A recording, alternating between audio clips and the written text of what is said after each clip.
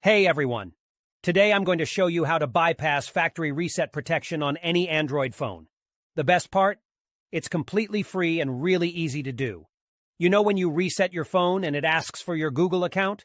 Well, with this method, we can bypass that step and gain full access to the phone. I've successfully done this on over 100 Android phones.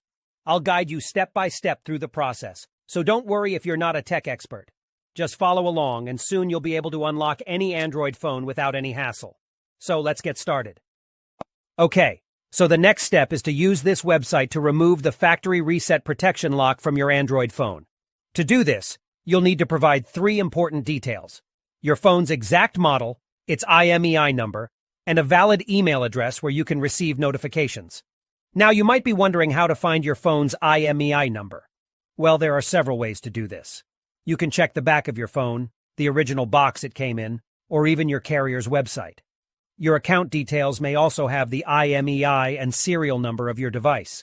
If you have a sales receipt or contract, you may find the IMEI and serial number there. If your phone has a removable battery, you can check underneath it for the IMEI or serial number. However, if your phone doesn't have a removable battery, don't try to remove it or you may damage your device.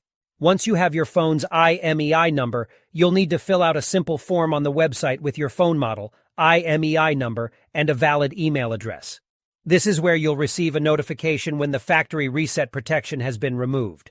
After you submit the form, your request will be processed, and you'll receive an email notification when the factory reset protection removal process is complete. I'll show you an example of what the email should look like by logging into my personal email account.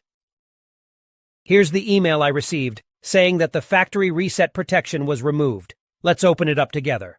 The message confirms that the factory reset protection has been removed, so all you need to do now is restart your phone.